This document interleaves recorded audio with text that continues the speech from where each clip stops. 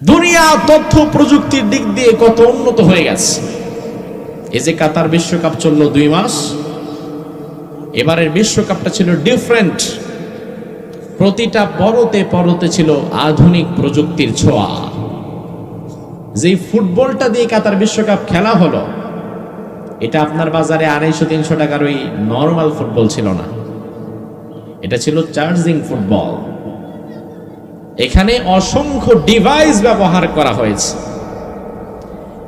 একজন প্লেয়ার এটাকে কোন অ্যাঙ্গেল থেকে শট করছে, কত স্পিডে এটা যাচ্ছে, কোথায় গিয়ে পড়ছে, এই তথ্যগুলো এই বল এই ভেতর থেকে সিগন্যাল দিয়ে অফিসে পাঠানো হচ্ছে।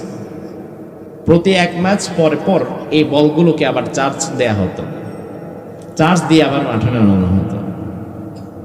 যে প্লেয়াররা এবার খেলেছে তাদের যে গ্লাভস পরা দেখেছেন হাতে পায়ে, এই গ্লাভসগুলোর ভেতরে ভেতরে ছিল তাদের ডিভাইস, সেন্সর, যার দ্বারা তার হাতটা কতটুকু সামনে গিয়েছে দৌড়ানোর সময়, তার পাটা কত সেন্টিমিটার বেগে এগিয়েছে, সবগুলো পাই টু পাই হিসাব ফিফা বোর্ড তারা রেখেছে। আমি চিন্তা করলাম, আল্লাহ, দুনিয়ার মানুষ যদি সামান্য বুদ্ধি দিয়েছো তুমি, ওমা উতিতুম মিনাল ইলমি ইল্লা কালিলা, একটুখানি এলেম দিছো, এই একটুখানি এলেম পেয়ে দুনিয়ার মানুষ যদি তথ্য প্রযুক্তিতে এত এগিয়ে যায়, মেসি কতটুকু জোরে হাঁটছে, কয়বার নিঃশ্বাস ছাড়ছে, কতটুকু হেঁটেছে, কয়টা কিক মেরেছে, এত হিসাব যদি দুনিয়ার মানুষ রাখতে পারে, আমার তোমার প্রতিটা চোখের পলক কতবার পড়েছে, এই হিসাব আল্লাহ রাখতে পারে না? কি মনে হয় পারে না? ও ভাই, দুনিয়ার মানুষ যদি মেসির শটের হিসাব রাখতে পারে, তার নিঃশ্বাসের হিসাব রাখতে পারে, আমার আল্লাহ তাআলা আমার জীবনের এমন আধা সেকেন্ড তো, ন্যানো মাইক্রো সেকেন্ড তো বাকি নাই যেটার হিসাব আল্লাহর কাছে নাই। আহা, কি আল্লাহ! আপনার জবান থেকে যা বের হচ্ছে সব হিসাব তিনি রাখছেন।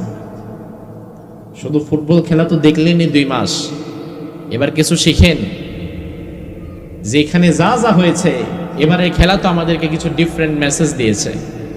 কারণ যেহেতু এই প্রথম মুসলিম দেশ বিশ্বকাপের আয়োজন করেছে, প্লেয়ারদের ড্রেসিং রুম থেকে শুরু করে তারা যখন এক জায়গা থেকে আরেক জায়গায় আসবে, রাস্তার মোড়ে মোড়ে মোড়ে মোড়ে কাতার গভর্নমেন্ট রাসূলের চমৎকার সুন্দর সুন্দর ছোট্ট ছোট্ট হাদিসগুলো টাঙিয়ে রেখেছে, ইংলিশে ট্রান্সলেট করে লাগিয়ে রেখেছে। আল জাজিরা কাতার ভিত্তিক একটা গণমাধ্যম, আল জাজিরা ইন্টারন্যাশনাল একটা টিভি।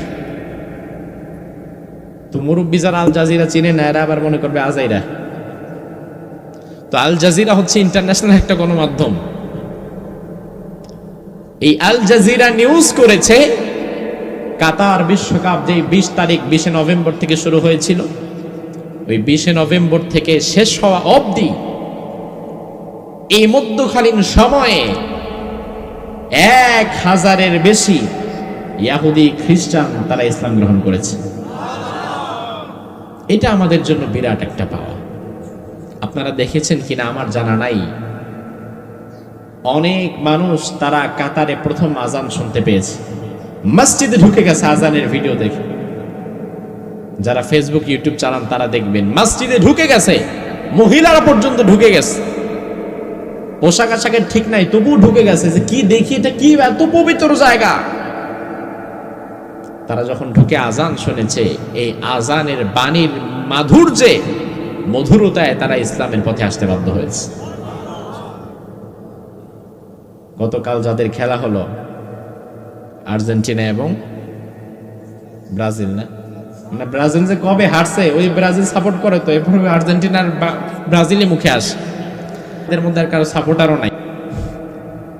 তাও জানেন তো, এমবাপ্পের তো শুধু খেলাই দেখলেন, যেহেতু যুবকদের মাহফিল, আধা মিনিটে যুবক শিক্ষাটা নাও। এমবাপ্পের তো শুধু তুমি খেলাই দেখেছ। এমবাপ্পের বয়সটা কত? 23 ইয়ার্স। মাত্র 23 বছর, 23 বছরের একটা যুবক, ওয়ার্ল্ড ফেমাস, এস্টাবলিশড। অথচ আমার দেশের যুবক যারা, বিশেষত এই প্রজন্মের যুবক, এই জেনারেশনের যুবকরা তো 23-24 বছরে কোনো কাজ করে এস্টাবলিশড হবে এটা ভাবা তো দূরের কথা। এই 23-24 বছরের যুবক দেখা যায় অধিকাংশ সময় হয়তো কলেজ ইউনিভার্সিটির অ্যাডমিশনের জন্য দৌড়াচ্ছে, আর বাপের পকেট থেকে টাকা নিচ্ছে, বাপের কাছে হাত পাততে হচ্ছে। তো শিক্ষা নিতে হবে যুবক, যে শুধুমাত্র এই দুনিয়ার পৃষ্ঠাকে পৃষ্ঠা পড়ালেখা করলেই চলবে না, বরং তোমার জীবনে কিভাবে তুমি এস্টাবলিশড হবা, তুমি কিভাবে কর্মজীবনে আসবা, তুমি কিভাবে পরিবার কিংবা সমাজের বোঝা না হয়ে তাদের সম্পদ হবা, সে বিষয়ে তোমাকে লক্ষ্য রাখতে হবে। আমার দেশের শিক্ষা ব্যবস্থা এমনভাবে সাজানো, এই দেশের শিক্ষা ব্যবস্থা থেকে পাশ করে বের হতে 30 বছর লাগে। এরপরে সার্টিফিকেট নিয়ে যাওয়ার পরে দেখে আমার চাকরির বয়স আছে 10 বছর, আর চাকরি খুঁজতে খুঁজতে যায় আরো 5 বছর। ওই 5 বছর 35-এ গিয়া চাকরি করে 40-এ চলে আসতে হয়। তো কি করবে? তার তো লাইফ সেট করার মতো সময় নাই। এই জন্য এমন সিলেবাস করে দিতে হবে, যে সিলেবাস এই যুবকদেরকে এই সমাজের বোঝা না, বরং এই সমাজের সম্পদ হিসেবে গড়ে তুলতে পারে। ঠিক কিনা?